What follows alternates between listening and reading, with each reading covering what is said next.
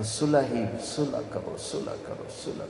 بڑوں کا کام ہے، عام طور پر سسرالی معاشرہ تباہی پھیرتا ہے، صلح کا کردار ادا نہیں کرتا، آگ بھڑکاتا ہے۔ تو میں سب سے پاک گھر کی مثال دیتا ہوں، سب سے پاک جوڑا نبیوں کے بعد علی و فاطمہ۔ ہمارے نبی گھر میں آئے، بیٹی کے تو اب تھوڑا غمگین بیٹھے، آپ نے کہا کیا ہوا؟ کہا میرا اور علی کا جھگڑا ہو گیا۔ کہا علی کدھر ہے؟ کہیں باہر نکل گئے۔ تو آپ نے خود علی کی تلاش میں نکل پڑے، یہ نہیں کہا میں بیٹی کا باپ ہوں، میں کیسے جاؤں داماد کے پاس۔ آپ خود چل پڑے تلاش کرنے۔ دیکھا تو حضرت علی مسجد میں لیٹے ہوئے تھے، تو چادر اتر، کرتا ذرا اوپر چڑھ گیا تھا تو کمر پر مٹی کے لگی ہوئی تھی، تو آپ آ کر بیٹھ گئے اور یوں اٹھائے، قم یا ابا تراب، بڑے پیار سے کہا ابو تراب اٹھو۔ ابو تراب کا مطلب تھا کہ مجھے پتہ چل چکا ہے تمہارا دونوں کا جھگڑا، لیکن تو مجھے ویسا ہی پیارا ہے جیسے پہلے پیارا تھا، یہ پیغام ہے ابو تراب میں۔ اب لائے، گھر آئے اور یوں لیٹ گئے تھے جیسے میں لیٹ، زمین پر ایسے لیٹ، ادھر حضرت علی کو لٹایا، ادھر حضرت فاطمہ کو لٹایا، حضرت علی کا ہاتھ پکڑا اور یہاں رکھا، یہاں حضرت فاطمہ کا ہاتھ پکڑا اور یہاں رکھا، ٹھیک ہو، دیکھ رہے ہو؟ پھر اپنا ہاتھ فاطمہ کے ہاتھ پر رکھا، یہ علی کا ہاتھ پیٹ پر، یہ زہرا کا ہاتھ علی کے ہاتھ پر، اور یہ نبی کا ہاتھ بیٹی کے ہاتھ پر، ٹھیک ہو گیا؟ سمجھ میں آ گئی صورت؟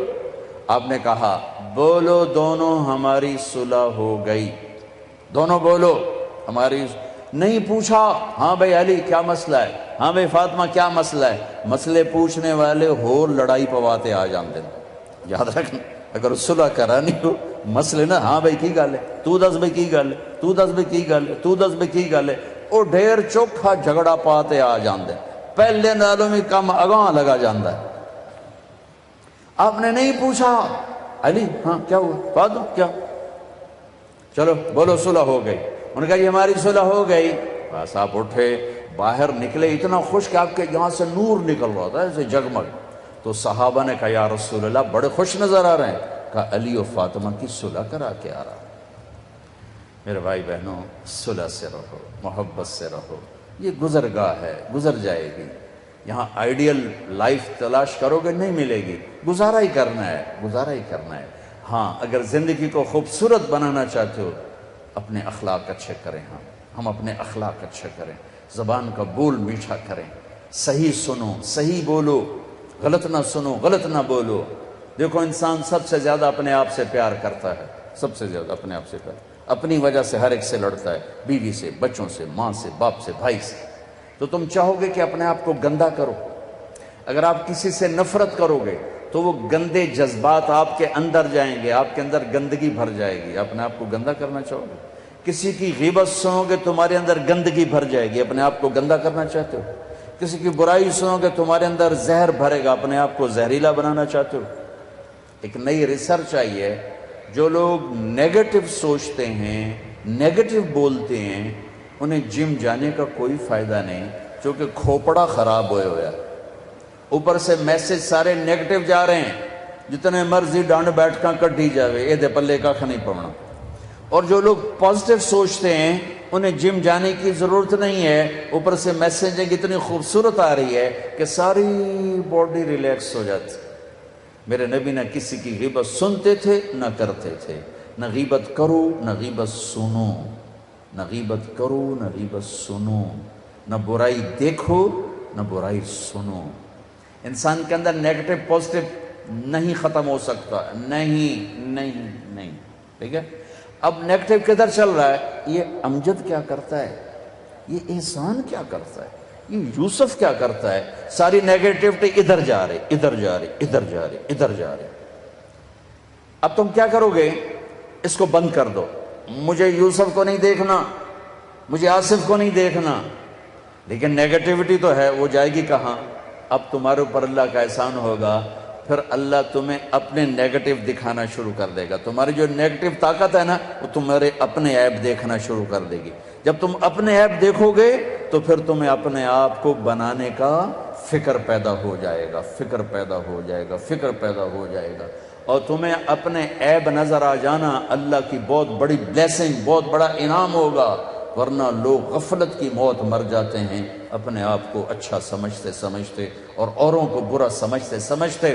میرے نبی نے فرمایا کسی کے برا ہونے کے لیے اتنا ہی کافی ہے کہ دوسرے کو حقیر سمجھا ہے۔ ایک بچی فاطمہ اپنے گھر میں دی علی کو، اور وہ بھی کیسے دی؟ ایک حدیث سنو، میرے نبی نے فرمایا ما تزوجت وما زوجت الا بوحی من السماء نزل به جبریل، میں نے جہاں شادی کی، میں نے جہاں بیٹی دی، پہلے آسمان سے جبریل آیا، حکم سنایا، پھر میں نے قدم اٹھایا، ٹھیک ہو گیا؟ ٹھیک ہے۔ اب حضرت علی رشتہ لے کر آئے، رشتے کا پیغام لے کر آئے، اور آ کر چپ کر کے بیٹھ گئے۔ آپ نے فرمایا، آپ کو تو پتا تھا علی کیوں آئے بیٹھے ہیں، آپ نے کہا علی کیسے آئے؟ چپ، شرم کی وجہ سے۔ 21 سال عمر تھی حضرت فاطمہ کی، 15.5 سال۔ پھر آپ نے خود کہا علی فاطمہ کے رشتے کے لیے آئے ہو؟ جی۔ تو آپ نے کہا انشاءاللہ انشاءاللہ، اور یہ کہہ کر اٹھ گئے۔ تو حضرت علی بڑے پریشان سے اٹھے اور باہر آ گئے۔ باہر صحابہ انتظار کر رہے تھے کہ کیا بنتا ہے۔ صحابہ نے پوچھا کیا ہوا؟ کا انکار۔ کہیں انکار؟ وہ کیسے؟ کہ کچھ بھی نہیں بولے۔ تو عبد الرحمن بن عوف کہنے کے کچھ تو بولے ہوں گے، کہا انشاءاللہ کہا تھا۔ کہا تو ہو گیا۔ کہا وہ کیسے؟ کہا نبی کا انشاءاللہ ہاں ہوتا ہے۔ اچھا اب یہ انشاءاللہ کیوں کہا؟ یہ کیوں نہیں کہا کہ ہاں ہو گیا؟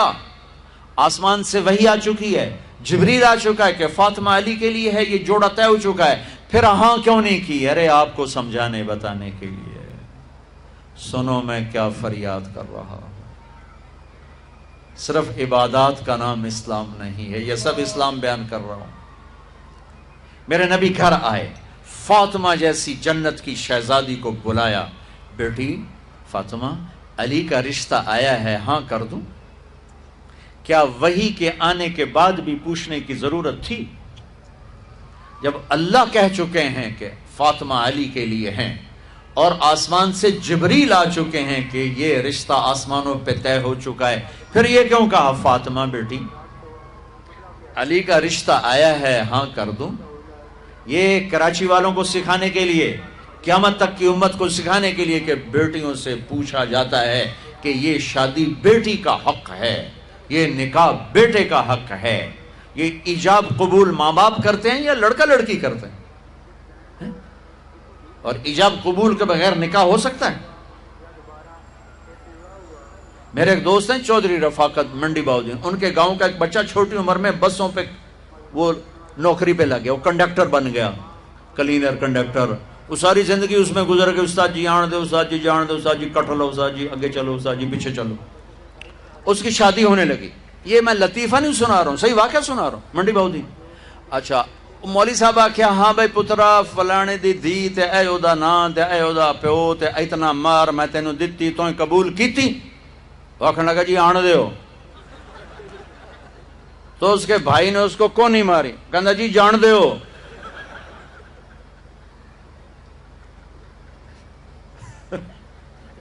وہ سمجھا شاید بھی آن دیو تو جان دیو، کٹ لو تو کر لو۔ ایجاب قبول کتنے ضروری لفظ ہیں کہ جب تک لڑکی لڑکا یہ نہیں کہیں گے نکاح نہیں ہوگا۔ یہ ماں باپ کا حق ہے، یہ بچوں کا حق ہے۔